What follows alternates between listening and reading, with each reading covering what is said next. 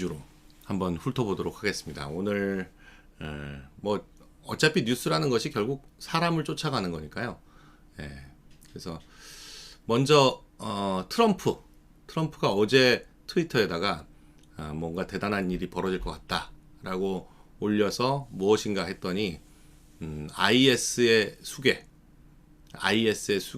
알 바그다디에 대해서 체포 작전이 펼쳐졌고요. 델타포스에서 체포 작전이 펼쳐졌고 결국 뭐 생포는 안 됐고요. 생포는 안 됐고 자폭해서 이 자폭 조끼 같은 걸 입고 있었나 보죠. 그래서 결국 델타포스 요원들한테 쫓기다가 지하 터널로 계속 내려가다가 결국 지하 터널에서 자폭을 해서 아이 3명과 함께 사망했다.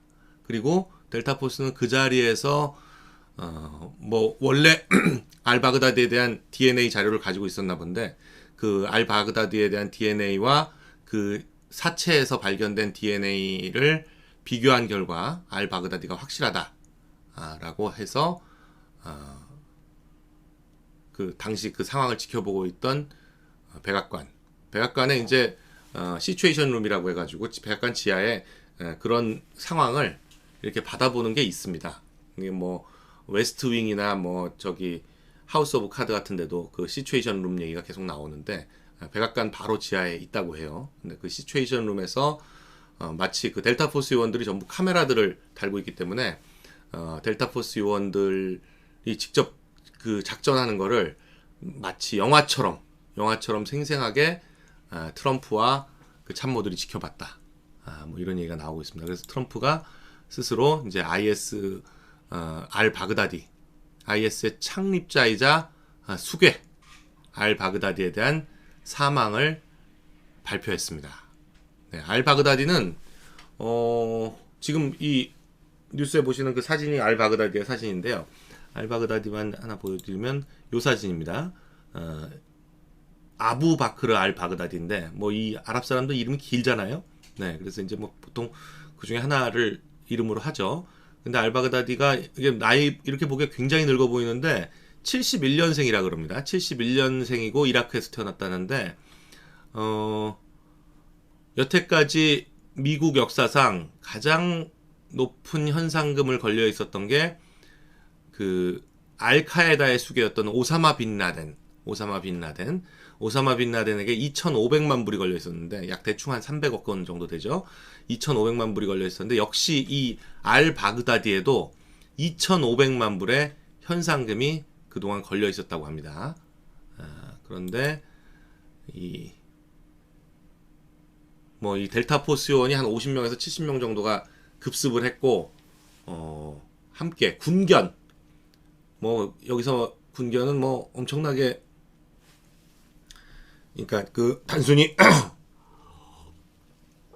무슨 마약견 이런 수준이 아니라 진짜 그 아주 사나운 정말 특히 알 바그다디를 추적하기 위해서 알 바그다디의 냄새를 맡고 이제 알 바그다디가 누군지 이제 확인하고 쫓아가고 뭐 이런 했죠. 그래서 군견이 계속 먼저 들어가서 쫓아다녔는데 이 군견에 쫓기다가 도저히 안 돼서 자폭 조끼를 입고 있었는데 그걸 눌러서 자폭했다. 이렇게 알려지고 있습니다.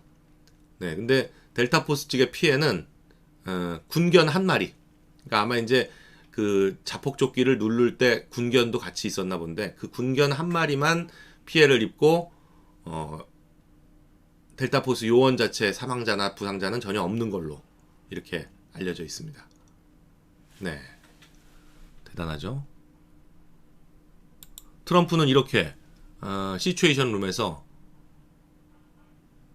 이 앞에 대형 화면으로 이 체포 영상 뭐 그 안에서 계속 이렇게 작전하고 하는 영상이 계속 뜨는데 그걸 보면서 직접 지휘를 하죠.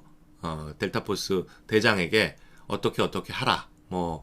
물론 이제 뭐 현장 지휘는 델타포스 요원 대장들이 하지만 그래도 결국 이제 뭐 사망 뭐 이렇게 살인 뭐 그러니까 체포하라라고 했는데 지금 도저히 생포할 수가 없습니다. 그러면 뭐 dead or alive, 네, 죽이든지 살리든지 알아서 해라. 뭐 이런 식의 명령, 최종적인 명령은 결국 트럼프가 내려야 되기 때문에 트럼프가 이걸 끝까지 보고 있었던 모양입니다. 그리고 그 사체 확인하고 이런 것까지 다 확인한 다음에 결국 알 바그다디의 사망을 공식적으로 발표했습니다. 트럼프 옆에 펜스죠. 네, 이렇게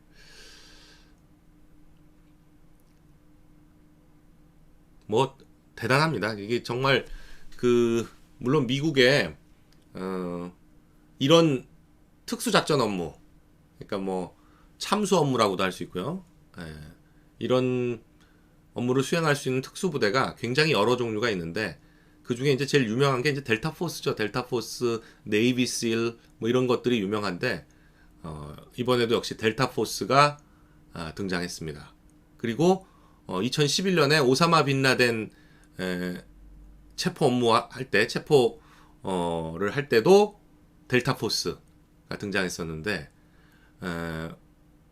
2011년 오사마 빈 라덴 때는 파키스탄이었어요. 파키스탄에 그리고 파키스탄 정부에 대해서 작전이 수행하는 중간에 정부에 알려줬다는 거거든요. 파키스탄 정부 측에. 그러니까 그 파키스탄은 뭐 미국의 적국이라고 할 수는 없었죠. 물론 이제 파키스탄이 미국 정부한테는 협력하는 척하지만 파키스탄 내부의 여러 분파에서는 또 반대하는 데도 있고 협력하는 데도 있고 해가지고 완전히 적국에서 이런 작전 업무를 수행한 것처럼 하진 않았죠. 그러나 이번에 이 장소는 이라크입니다. 이라크에 있는 지역에서 은신해 있었다는데 이라크하고 시리아 전반에 걸쳐 가지고 이제 이 IS가 있었잖아요. 그러나 IS가 주변에 많이 있었기 때문에 굉장히 위험한 상황이지만 그래도 미국의 정보에 따라서 정확하게 이 알 바그다디가 있는 위치를 파악을 했고 그리고 거기를 정확하게 급습해서 정말 단 몇 시간 만에 이런 성과를 거둬냈다. 정말 미국의 그 어떤 정보 그리고 작전 능력 대단하다고 정말 말씀드릴 수 있겠습니다. 빈라덴 때는 네이비실인가요? 네이비실과 델타포스가 그게 아마 같은 걸 거예요. 기본적으로 델타포스 안에서 네이비실이 있는 거 아닌가. 둘 다 그러니까 그 해병의 특수작전 부대가 아닌가 그렇게 보여지는데 이런 특수작전을 하기 위해서는 단순히 뭐 작전 부대 요원들의 훈련 이런 것뿐만이 아니라 장비가 받쳐줘야 됩니다. 장비가 이게 헬기로 물론 이 작전 부대를 투입을 하는데 헬기로 저공 비행을 해가지고 몇십 명을 실은 헬기 2대 내지 3대가 동시에 쫙 가가지고 그 작전 지역에 가서 이 로프로 하강시키잖아요. 보통 한 30m나 50m 상공에서 로프를 타고 하강시켜가지고 그 다음에 내려가가지고 이제 본격적으로 작전을 하고 그리고 또 작전만 하면 뭐합니까? 그 작전 성공하고 나서 거기가 다 적지인데 적지에서 다시 그 사람들을 실어가지고 나올 수 있는 그런 능력. 그러니까 야간에 어떠한 기상에서도 저공 비행을 할 수 있는 헬기와 그런 그 저공 비행을 할 수 있는 장비를 갖춘 헬기와 그 헬기를 조종할 수 있는 조종사들 이런 어떤 전반적인 것이 다 받쳐줘야죠. 전반적인 것이. 델타포스는 육군이고 네이비실은 해병인가요? 네. 그렇군요. 네. 해군이죠. 뭐 해병도 해군이니까. 근데 네이비실은 네이비실은 해군 소속, 델타포스는 육군 소속. 네, 그게 차이구나. 제가 이래서 뭐랄까요, 밀리터리는 말 잘못하면 뭐 이렇게 워낙 전문가들이 많으셔가지고 네, 약간 쑥스러우니까 저기 슈퍼챗을 좀 읽겠습니다. 네, 그웬리님 감사하고요. 이태곤님, 네. 보급형 버전이고요. 네, KC 김님. 한국에서도 되는지 모르겠는데 패트리온이라는 창작자 후원 사이트가 있어요. 네. 아, 그런 데를 한번 저희도 같이 한번 방송을 해볼까요? 요즘 트위치 뭐 그런 게 있어서 거기를 해보려고 그랬더니 전부 게임이에요. 네, 밀당 고수님도 감사드리고요. 네. 우리나라는 UDT. 네. 네이비실은 수중 침투조. 네.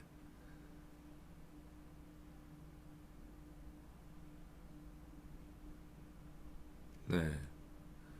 해군과 해병은 다른데요. 우리나라는 해병도 해군 소속입니다. 해병도 해군 소속이죠. 네. 장교들이 이렇게 왔다 갔다 하죠, 좀 약간. 자, 그런 이렇게 IS마저 이제 해결이 됐으니 IS마저 해결이 됐으니 이제 이란과 북한 특히나 북한 네, 김정은이 이 소식을 들으면서 굉장히 등골이 오싹하지 않았을까 이런 생각이 듭니다. 네, 물론 뭐 북한은 뭐 평양을 평양 수비를 뭐 정규군이 막 엄청나게 하고 있고 어쩌고 뭐 이렇게 얘기하지만 과연 지금 델타포스처럼 단 몇 시간 만에 작전을 하는데 과연 그런 이 정규군이 잘 막아낼 수 있을까 이런 의문을 갖지 않을 수가 없죠. 또 그리고 지난 주말에 그 B-52가 동해상공을 쭉 활공하지 않았습니까?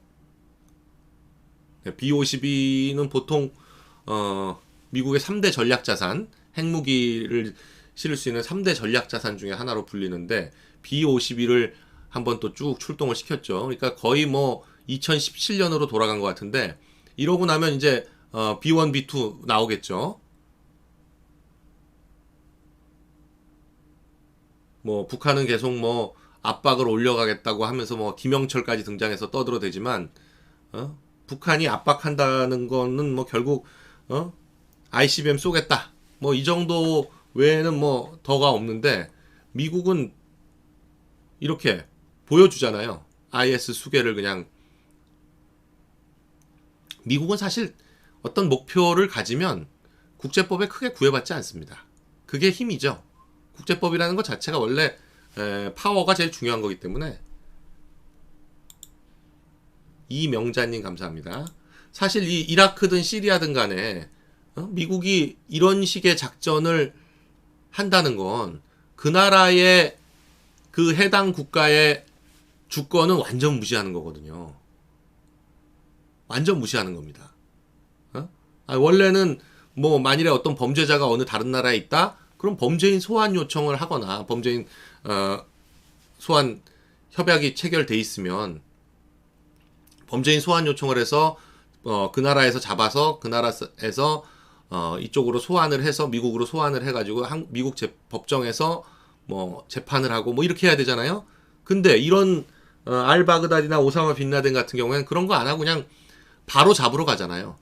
그러니까 이번에도 이제 생포를 목적으로 갔는데 생포가 안 되니까 그냥 뭐 사살한 사실상 자폭했으니까 뭐 사살이라고 할 수는 없겠지만 그런 거나 마찬가지인 것처럼 뭐 김정은 같은 경우에도 체포를 목적으로 갔지만 체포가 안 되면 사살한다.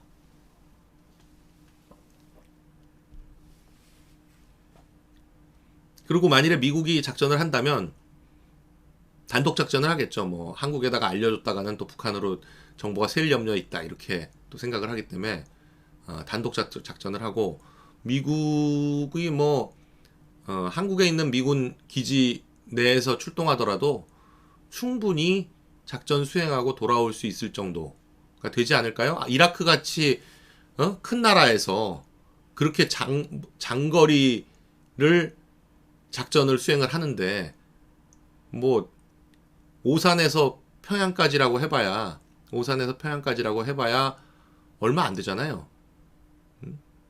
200km, 300km 직선거리로 그 정도니까 충분하죠 뭐.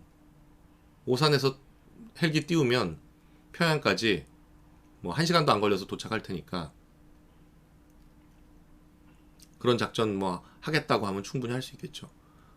결국 뭐 무엇을 하든지 간에 한미 동맹의 강화가 정말 절실하다. 그리고 김정은 까불지 마라. 네, 김정은 까불지 마라. 이게 알 바그다디의 참수 작전을 성공시킨 미국의 경고다. 이렇게 보여집니다. 까불지 마라. 뭐 이건 저기 요즘 저 동백꽃 필 무렵인지 동백인지 뭐 그 공효진 나오는 드라마를 쭉 보고 있는데 거기에 이제 뭐 연쇄 살인범으로 까불이 뭐가 나오니까 좀 약간 이상하긴 하지만 네.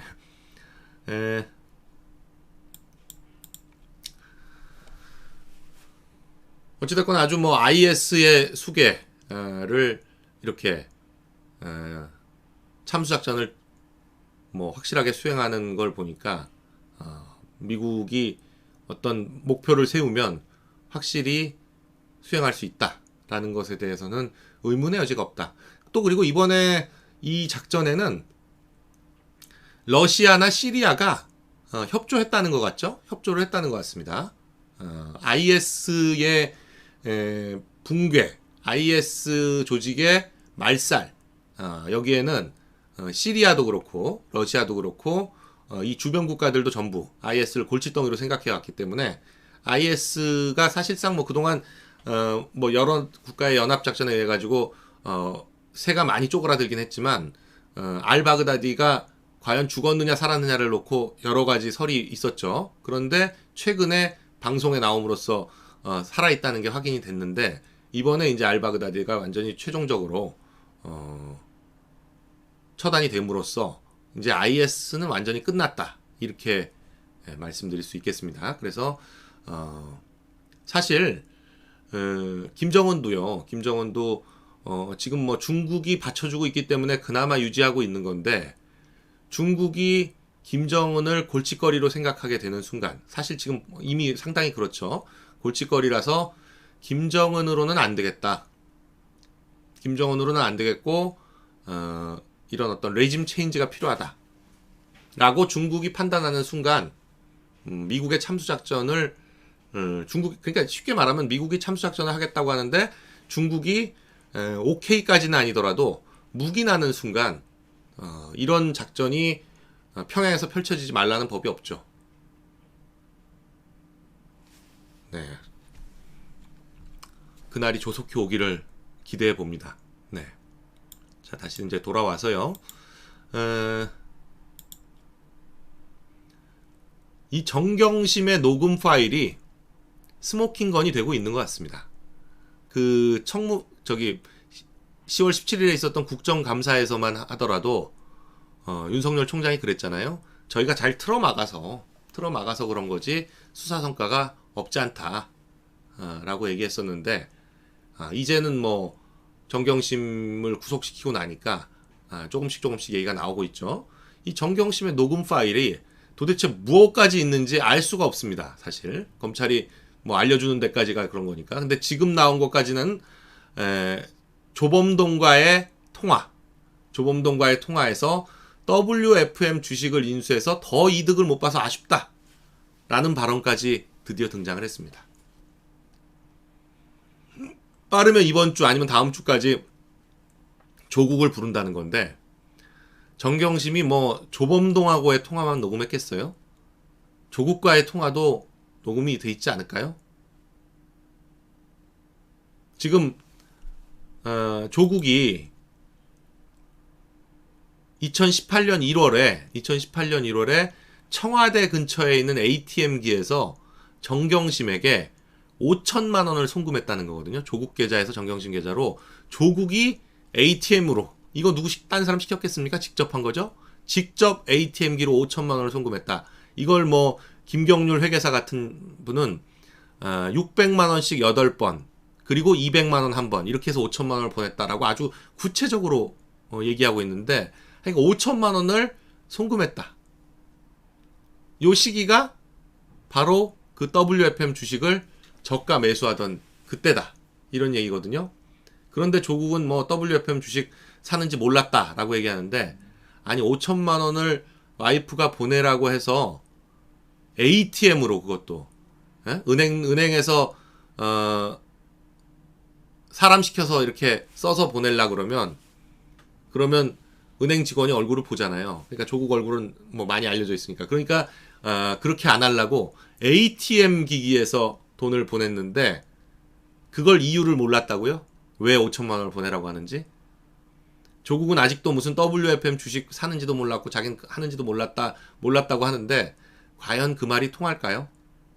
그리고 만일에 정경심이 조국하고 통화하는 거, 뭐 때문에 돈 보내라 그러는 게, 통화하는 게 녹음이 있다면 사실 그 정도 녹음이 있으니까 이걸 문제 제기를 한 거 아닐까요? 그러면 조국은 가서 모른다 그러다가 망신당하죠. 정말 망신당합니다. 아니라고 사실은 검찰 수사할 때 보통 저런 이런 화이트 칼라, 이런 어느 정도 고위직 이런 수사를 할 때는 본인이 얘기하는 걸 막 윽박지르거나 그러지 않고 쭉 받아줍니다. 묻고 아니라고 하고, 막 아니라고 하면서 또 막 설득하려고 그러거든요. 이 조사하는 사람을 막 이게 이러니까 이런 거 아니냐 그러면서 막 설득하려고 그러면 그것도 다 받아 적어요. 다 받아 적어가지고 조서를 한번 만들어서 딱 1차 조서를 만듭니다. 그런 다음에 보내요. 그러고 나서 며칠 있다 또 불러. 그럼 2차 조서를 할 때는 다시 똑같은 걸 묻는데, 물으면서 증거를 제시합니다.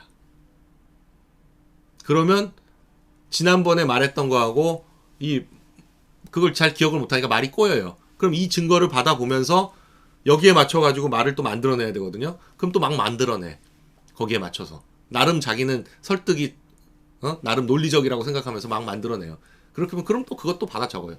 그럼 그 1차 조서와 2차 조서를 비교해보면 그냥 그 자체에서 얼마나 이 사람이 거짓말하고 있는 건지 그게 다 드러납니다. 결국 판단은 이 법원이 하는 거거든요. 그 조서를 보고 판사가 하는 겁니다. 그렇기 때문에 검사는 이미, 조사하는 사람이나 검사는 이미 이 사람의 범죄에 대해서 확신을 하고 있지만, 중요한 건 그걸 판사가 오케이 납득을 해야 되는 건데, 그런 식으로 1차 조서, 2차 조서, 3차 조서를 쭉 만들어가면서 매번 조서마다 말이 바뀌고 그 증거를 들이밀 때마다 그거를 막 설명하려고 거짓말을 해대는 모습, 그런 게 드러나면 이게 범죄를 저질렀구나라는 거에 대한 확신을 계속 증폭시켜 나가는 거죠. 조국은 그래서 제가 볼 때는 한 서너 번 조사하다 보면 본인 스스로가 무너져 나갈 가능성이 굉장히 높다. 저는 그렇게 봅니다. 그래서 빠르면 뭐 이번 주에도 조국을 한번 불러서 조사를 하고, 조국 한번 부른 다음에 다시 또 정경심 불러서 조국이 한 얘기를 그대로 또 해주고, 그러면서 조국이 혼자 빠져나가려고 그러는구나, 이런 거를 정경심한테 또 인식을 시키면, 정경심 입장에서도 이거 자기가 안고 가려고 했는데도 너무하구나, 정말 남편이지만 너무하다, 이런 느낌이 들어서 또 뭐가 얘기가 나올 수도 있는 거고요. 어찌됐거나 정경심의 구속 시한이 한번 연장한다고 하더라도 11월 12일이기 때문에 11월 12일까지는 조국에 대한 기본적인 수사가 마무리되고 구속영장을 청구할지 여부가 결정이 되지 않을까. 그런데 만일에 이 WFM 주식 저가 매수, 이게 뇌물로 간다면 구속영장은 명확합니다. 구속영장 청구는 명확하게 되죠. 그리고 그게 뇌물로 인정이 되면 무조건 구속됩니다. 2억 4천만 원 뇌물이면 특가법, 특정범죄 가중처벌법에 의한 처벌로 인해서 특가법상 뇌물은 1억 원 이상이면 법정 형량이 10년 이상 무기징역까지 가능합니다. 그렇기 때문에 2억 4천이면 10년 이상이에요. 10년 이상. 10년 이상이라는 건 어떤 의미냐면 살인죄도 5년 이상입니다. 살인죄도. 살인죄 5년 이상 무기 살인 사형까지 가능한데 살인보다도 법정형량이 밑에 하단이 더 높은 거예요. 굉장히 강력한 처벌입니다. 그러니까 10년 이상 이렇게 돼 있는 거는 여적죄 뭐 이런 뭐 형법상 아주 특별한 죄들 몇 개 빼놓고는 가장 강력한 처벌을 규정하고 있는 죄다. 이렇게 말씀드릴 수 있겠습니다. 자, 오늘 제가 이제 인물 위주로 한번 좀 뉴스를 풀어보겠다라고 말씀을 드렸던 거는 재밌어요. 지금 사실 이제 뭐 조국도 가고 이재명도 가고 뭐 이렇게 몇 명 갔기 때문에 지금 이 정권에서 문 대통령이 어차피 이제 뭐 차기는 없는 거 아닙니까? 그리고 이제 며칠 있으면 반환점을 돌게 되는데 이 정권에서 지금 가장 활약하고 있는 세 사람은 유시민은 뭐 공직은 아니지만 노무현 재단 이사장이잖아요. 그러니까 유시민 그리고 더불어민주당 대표인 이해찬 그리고 이 정권의 총리인 이낙연 이 세 사람이 지금 오늘 화제인데 그 세 사람에 대한 얘기를 좀 해보겠습니다. 먼저 유시민부터. 유시민에 대해서 도대체 왜 조국판에 이렇게 껴들어서 뭐 사실상 조국은 말을 안 하니까 바깥에서 조국의 대변인 역할을 혼자 다 한 거 아닙니까? 조국의 대변인 역할을 혼자 다 해왔는데 근데 결국 뭐 2달여에 걸친 조국 전쟁에서 가장 많이 잃었다. 물론 조국과 정경심이 가장 많이 잃었지만 조국과 정경심 외에 가장 많이 잃었다 라고 보여지는 게 유시민이죠. 물론 문재인 대통령도 많이 잃었지만 문재인 대통령은 뭐 직접 싸운 건 아니니까요. 뭐 여기저기 가리지 않고 그러니까 물론 공지영이야 그 의도가 뭐 명백하죠. 의도가 명백했으니까 뭐 아주 심플하지만 유시민 같은 경우에는 뭐 처음에 최성해 총장한테 전화했지 또 뭐 KBS 상대로 싸웠지 JTB 상대로 싸웠지 뭐 여기저기 온갖 때를 전부 걸고 싸워가지고 검찰은 물론이죠. 뭐 윤석열 총장 뭐 해서 엄청나게 싸웠는데 지금 와서 보면 맞는 말이 하나도 없어요. 다 틀렸습니다.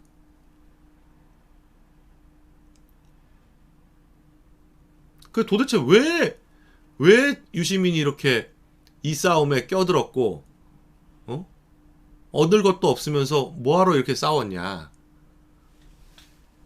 그러니까 좋게 이해하려고 하면 좋게 이야기하기보다는 유시민의 입장에서 무엇을 얻었나라는 걸 생각해 보면 결국 친문 지지층의 결집 이런 효과를 얻었다고 볼 수 있죠. 친문 지지층의 결집이라는 효과를 얻었다고 볼 수 있는데 그게 뭐 순간적으로 조금 결집했을지 몰라도 지난 주말 조국 수호 집회만 하더라도 인원이 팍 줄었다는 거 아니에요? 그러니까 잠깐 지지층이 결집했는지는 몰라도 지지층들로 하여금 배신감만 느끼게 한 거 아닌가. 그래서 이 유시민의 이번 싸움은 보면 그동안 예전에는 보면은 뭐 싸가지는 없지만 뭐 말은 맞는 말이다 뭐 이런 말을 들을 정도로 말 자체가 뭐 틀린 말은 아니었다 이런 평가를 받았는데 이번에는 말 자체로도 틀린 것도 많고 그리고 궤변이라고밖에 할 수 없는 말도 안 되는 얘기들도 많이 하고 무슨 뭐 PC를 반출한 게 증거인멸이 아니라 증거 보전이다 이런 진짜 황당한 논리서부터 시작해가지고 뭐 손석희도 공격해 KBS 기자들 성희롱 문제까지 발생해 그러니까 알릴레오를 괜히 노무현 재단까지 먹칠을 한 게 아닌가 싶은 그런 생각이 들 정도로 아니면 결국 뭐 이런 거 아닐까요? 결국 본인이 일찍이 예측했던 대로 60이 넘어가지고 뇌가 썩어서 본인이 60이 넘더니만 이제 뇌가 썩어가지고 더 이상 예전의 어떤 그런 총기가 이제 사라진 게 아닌가. 뭐 이번은 그렇다고 치더라도 앞으로 만일에 어떤 싸움에 끼어들어가지고 또 이번처럼 이렇게 개판을 치면 이제 더 이상 유시민은 가능성이 없어진 거 아닌가 싶을 정도예요. 이번에도 민주당에서도 거리를 둘 정도로 정말 황당하게 여기저기 정말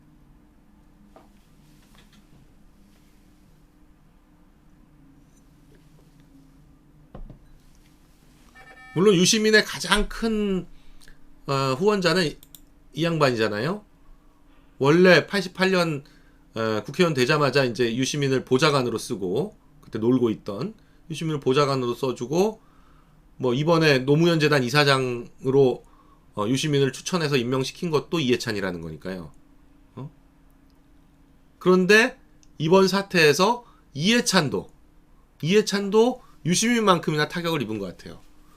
왜냐면 조국 전쟁을 이렇게 2달 이상 끌면서 더불어민주당이 얻은 게 없잖아요. 손해만 봤지 않습니까? 그런데다가 더불어민주당 내에서도 지금 말이 많은데 대통령 뒤에만 숨기만 하고 당이 어떤 주도적 역할을 못했다. 조국에 대해서도 어느 순간 딱 손절을 했어야 되는데 전혀 그걸 못했다.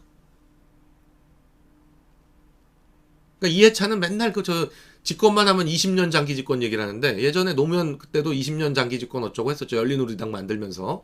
뭐 20년은 무슨 20년이냐. 지금 내년 총선에서 100석도 못 건지겠다. 지금 이렇게 지금 얘기 나오는 거 아닙니까? 그러니까 벌써 뭐 눈치 빠른 사람들은 벌써 뭐 불출마니 뭐니 해가지고 꽁무니 빼고 있는데 지금 그런데도 뭐 금태섭, 박용진, 조응천 이렇게 세 사람은 이해찬이 찍었다. 이 셋은 공천 안 준다. 뭐 이런 얘기까지 벌써 나오고 있고.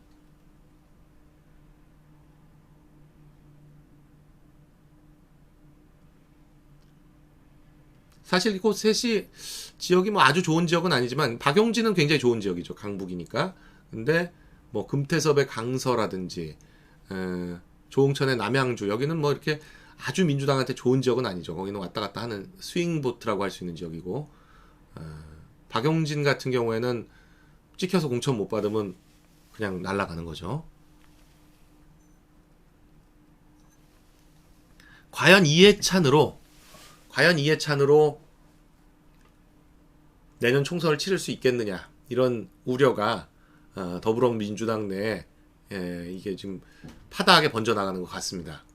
네, 뭐 그렇죠. 이해찬이 지금 이제 뭐 좀 예전보다 훨씬 더 좀 팍팍 늙는 것 같아요. 팍팍 늙는 것 같아요. 아직 70도 안 됐는데 굉장히 뭐 좀 늙은 것 같은 그런 느낌인데다가 좀 약간 이렇게 태도가 회의하거나 할 때도 약간 보면 좀 건강 상태가 그렇게 좋은 상태는 아닌 것 같아. 이런 느낌이 들 정도로 그러면 뭐 당의 얼굴로는 좀 적합하지 않죠. 그러나 또 이게 어떤 뭐 이런 어떤 그 정략 또 그리고 선거 전략 공천 이런 거에는 또 능하기 때문에 그래서 이해찬과 이낙연을 공동선대위원장으로 하는 게 좋지 않느냐 뭐 이런 얘기들이 있는 것 같습니다.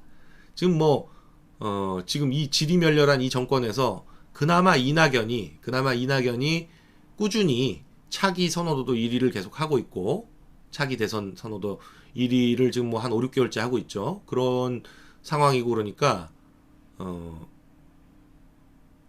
처음에는 페이스메이커라고 생각을 했는데 이낙연이 몇 년 동안 페이스메이커를 하다가 막판에 가가지고는 조국이나 김경수나 뭐 이런 새로운 인물한테 넘겨준다 뭐 이런 식의 계획을 이 정권도 세웠던 것 같은데 뭐 조국도 작살나고 뭐 김경수도 작살나고 뭐 거론됐던 사람들이 유시민도 지금 보니까 이번에 타격을 많이 입고 그래서 그리고 유시민 솔직히 호불호가 너무 갈려서 더군다나 뭐 유시민이 나온다고 해가지고 영남표가 더 늘어나겠습니까? 그러니까 결국 이낙연으로 그냥 가도 괜찮은 거 아니냐 뭐 이런 얘기들이 점점 퍼져나가고 있는 것 같아요. 그리고 오늘로써 1987년 헌법 이후에 역대 총리들 가운데 최장수 총리다. 이전 최장수는 누구냐? 김황식 총리였습니다. MB 정권 시절에.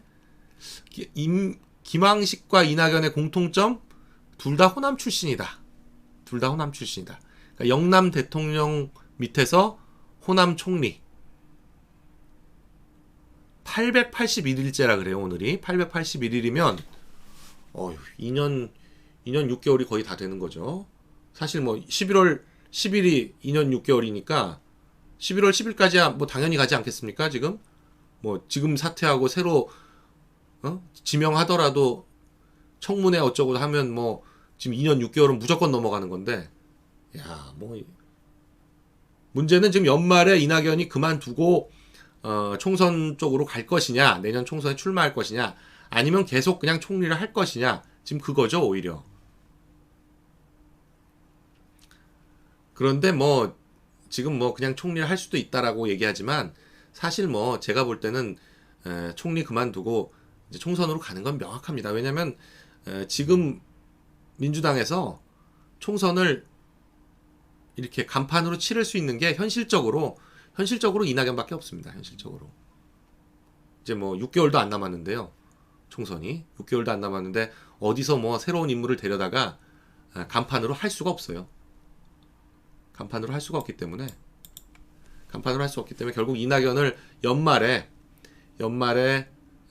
사표를 내서, 그러니까 그 정기국회 끝나고요. 정기국회 끝나고 나서 이제 뭐 이번 국회를 다 마무리했다. 그리고 21대 국회에 출마하겠다. 근데 이제 비례대표를 할 것이냐, 아니면 서울의 종로, 아니면 세종시 이런 데로 출마할 것이냐, 이건 이제 그때 상황에 따라 달렸겠죠. 그건 이제 양쪽에 자유한국당에서 어떻게 할 거냐, 황교안 대표가 어떻게 비례를 할 거냐, 아니면 지역구로 출마할 거냐에 달려 있겠죠. 뭐 종로라면 아마 이낙연과 무조건, 종로에 만일 황교안 대표가 나오겠다라고 하면 무조건 이낙연 총리를 종로에다 갖다 붙일 겁니다. 종로가 지금 현실적으로 그렇게 좋지 않아요. 종로는 자유한국당 입장에서 어렵습니다. 쉽지 않아요. 지난번에도 오세훈 전 서울시장 나왔다가 정세균 의원한테 망신당하지 않았습니까? 그러니까 서울의 강북 지역은 그냥 나와서 바로 되기가 쉽지 않아요. 지역구 관리를 꽤 오래 해야 됩니다. 바로 나와서 될 수 있다? 그런 지역이 서울의 강북에선 거의 없다. 그나마 종로 중구 정도인데, 종로도 지금은 만만치 않다. 그렇게 말씀드릴 수 있죠. 아니, 그리고 또 이낙연 총리는 또 특이한 게, 이런 사진 나오면 사실 굉장히 논란이 됩니다. 만일에 자유한국당에서 이런 사진 나왔다? 그러면 난리 나죠. 근데도 뭐 여기에 대해 가지고 무슨 뭐 외교적 관례상 저렇게 하는 거 아니냐라고 얘기하는데, 아니에요. 우리나라 그 외교사절 200명 모여서 그 청와대에서 악수할 때 일본 대사하고 문재인 대통령 부부하고 일본 대사 부부하고 문재인 대통령 부부하고 찍은 사진 보세요. 저렇게 인사를 하는지. 꼿꼿하게 그냥 악수하고 맙니다. 저렇게 90도로 인사 안 해요. 이낙연이 좀 약간 오버한 거예요, 저거는. 그런데도 뭐 아무 말도 안 나오는 거 보면 참 이 좌파의 내로남불이 또 등장하는 것 같은데, 어찌됐거나 이낙연이 일본 3일 가가지고 뭐 성과를 얻은 거는 없으면서 본인 일본말 잘한다는 거하고 일본 쪽에다가는 잘 보인 것 같긴 해요. 저렇게 아주 나루히토 천황 일본 왕이 그냥 아주 그냥 화색이 확 폈잖아요. 이렇게 굉장히 기뻐하잖아요. 저렇게 90도로 인사를 하니.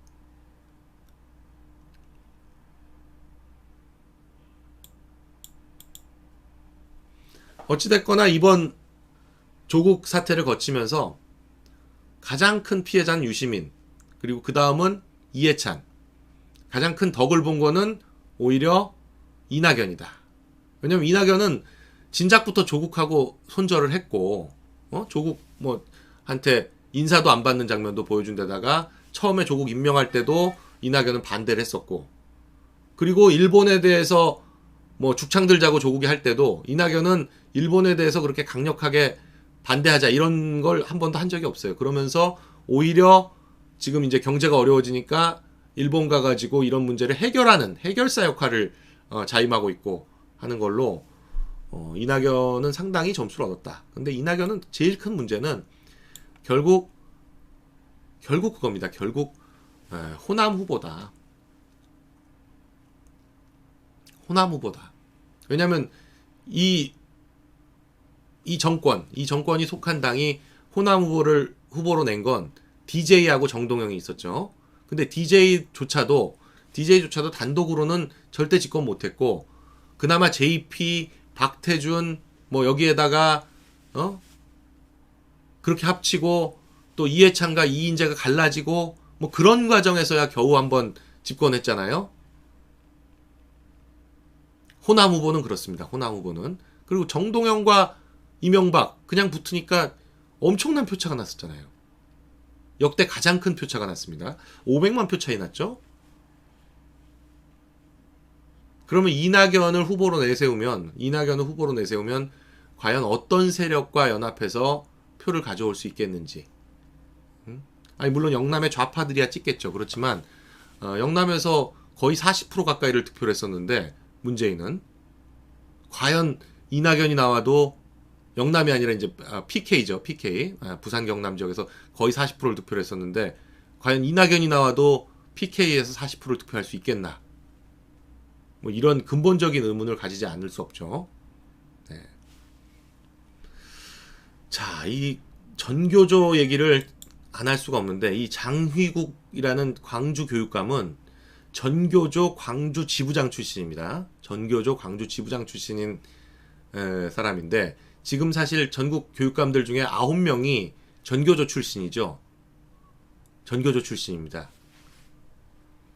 그런데 10월 26일에 이런 걸 올렸습니다. 뭐 올렸다가 뭐 몇 시간 후에 지우긴 했다는데, 그리고 뭐 사과문 비슷한 것도 올리긴 했다는데, 탕탕절 110년 전 안중근 의사께서 이토 히로부미를 척살한 날, 또 40년 전 김재규가 유신 독재의 심장을 쏜 날. 네. 그러면서 무궁화 태극기, 또 안중근 의사. 그러면 안중근,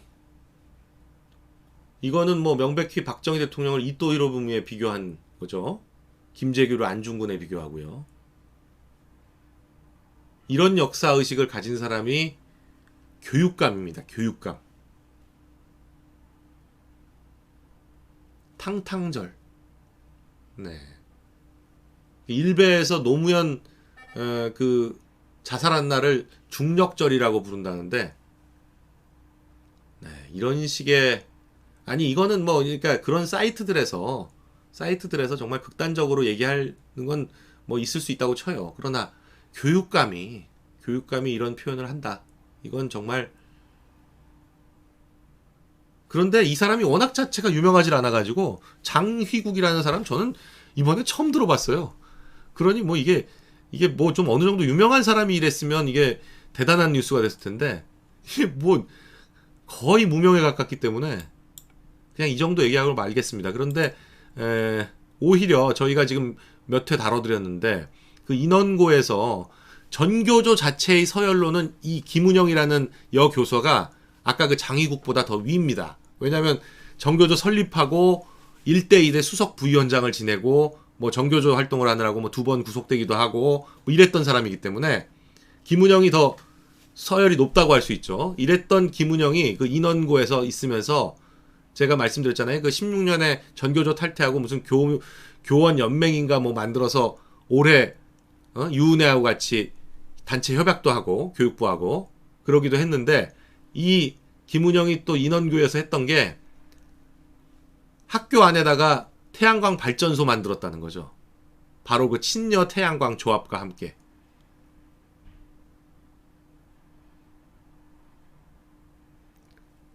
그러니까 이 태양광이라는 게 이게 보니까 완전히 그 이 좌파들 자금줄 역할을 한 것 같아요. 심지어는 이 김은영 이 선생은 보니까 김은영 씨는 요 태양광 하면서 뭐 원전 마피아가 어쩌고 원전은 뭐 나쁜 거고 태양광 찬양하고 그런 수행평가까지 시키고 그러니까 애들 수행평가를 무기로 완전히 애들을 이런 걸로 이용한 거죠. 또 이 6천만 원인가 출자금 하는 거 모금도 뭐 독려하기도 하고 본인도 냈겠죠. 계속 보여드리지만 이 여자입니다.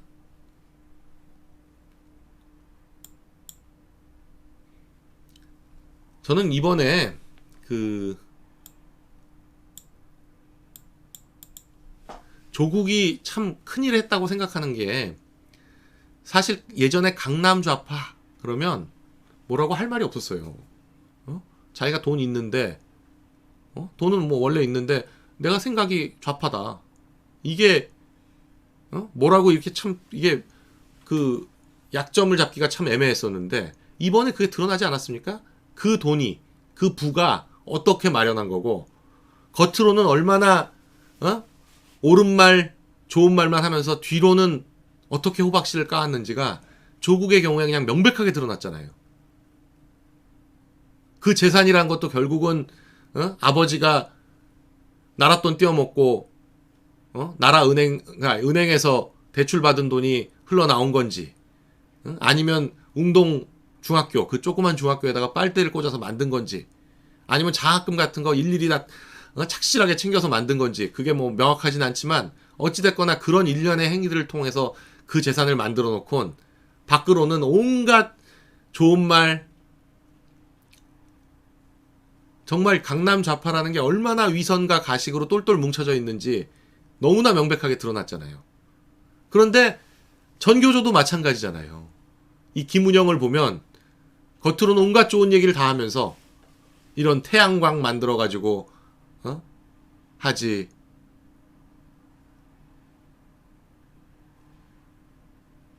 그 머스탱이 어떻게 나온 건가 했더니 그 차 머스탱과 뭐 기타 무슨 렉서스 이런 게 그 학교 안에서 실려 나왔다네요. 그 사진도 있습니다. 빨간색 머스탱. 그리고 그 인원고등학교를 졸업했다는 많은 졸업생 분들이 제보를 주시네요. 그 빨간색 머스탱은 김은영 선생 거다. 뭐 이런 얘기들을 해주시는데 뭐 아니라면 뭐 아니라고 얘기해 주세요. 그러나 다들 지금 그 차는 김은영 씨 거다. 뭐 미국 뭐 어쩌고 뭐 온갖 자기들 내키는 건 다 하면서 차는 미국 자동차의 상징 같은 거잖아요. 머스탱은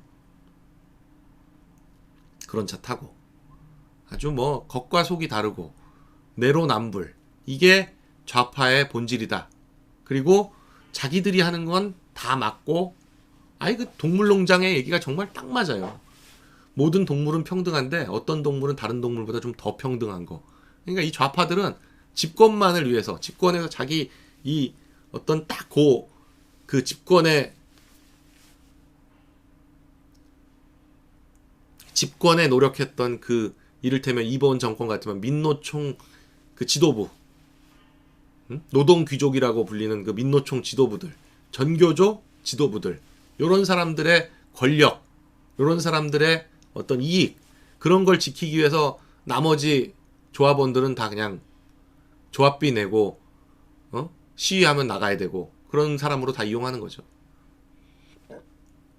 촛불 들어가지고 촛불 들러 나온 모든 국민들은 그냥 그 집권을 위한 수단으로 다 전락하고 만 거죠. 제가 전에도 한번 말씀드렸지만 정말 남의 가는 길에 앞서서 등불 들어주는 사람 되지 말라고 저희 큰아버지가 예전에 저한테 말씀드렸지만 이 좌파들 집권을 위한 그 집회에 나가서 촛불 드는 그런 바보 같은 짓은 앞으로 더 이상 하지 마시기 바랍니다. 뚜벅네 매일 아침 고생하십니다. 네, 감사합니다. 네, 정말 이 좌파들 좌파들 집권하니까 결국 태양광이니 뭐니 해가지고 다 자기들 챙겨 먹잖아요. 이제 온갖 게 다 나올 겁니다. 온갖 게 다 터질 텐데, 온갖 것들이 다 터질 텐데, 정말 결국 더하면 더했지 절대 덜하지 않다는 거. 이 부패, 무능,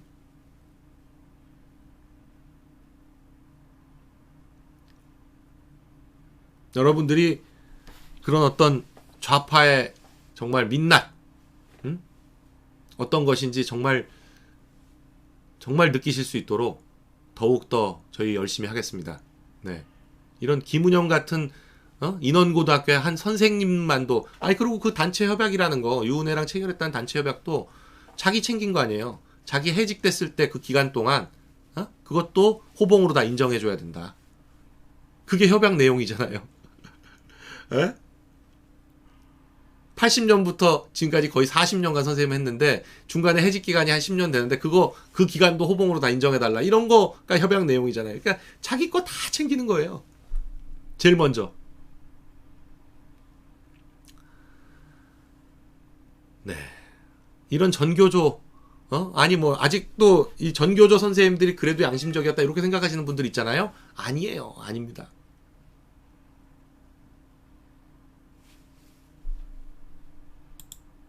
네, KT 안님 감사드리고요. 네, 그런 좌파들이 정말 더 이상 집권할 수 없도록 정말 좌파의 실체 이런 거 끊임없이 저희가 여러분께 알려드리도록 하겠습니다. 네, 이 정권의 무능과 부패 계속 고발하도록 하겠습니다. 네, 그러나 저희가 뭐 계속 노란 딱지가 붙기 때문에 정말 수입이 팍팍팍팍 줄고 있습니다. 팍팍팍팍 줄어서 정말 다음 달에 제대로 운영할 수 있을지 걱정이 될 정도인데, 여러분들 저희가 그런 걱정하지 않고 좀 당당하게 방송할 수 있도록 정기구독으로 후원해 주시면 좋지 않을까. 1877-0665로 전화하셔서 월 10,000원씩 이 정권이 끝날 때까지 딱 2년만이라도 후원을 해주시겠다. 혹시 중간에 끊었으면 좋겠다. 그러면 그냥 저희 전화 주시면 됩니다. 전화 주시면 바로 끊어드리니까 그거 뭐 ARS로 해놓으면 귀찮다, 뭐 빠져나간다 이런 생각 안 하셔도 되고요. 정말 여러분들이 마음에서 우러나서 도와주시고 싶을 때까지만이라도 도와주시면, 그러나 한 2년간만이라도 해주시면 저희가 그 이후에는 뭐 이렇게 사정하지 않겠습니다. 그러나 지금 이 뭐 유튜브가 뭐 노란 딱지를 다 붙여서 광고료가 전혀 들어오질 않습니다. 슈퍼챗과 이 정기구독 이거 말고는 저희가 지금 뭐 수입이 거의 다 끊기다시피 해서 결국 정기구독으로 도와주셔야만 저희가 좀 더 당당하게 방송할 수 있을 것 같습니다. 네, 여러분의 많은 정기구독 콜을 기대해 보겠습니다. 네, 오늘 인싸뉴스 여기까지입니다. 대단히 감사합니다.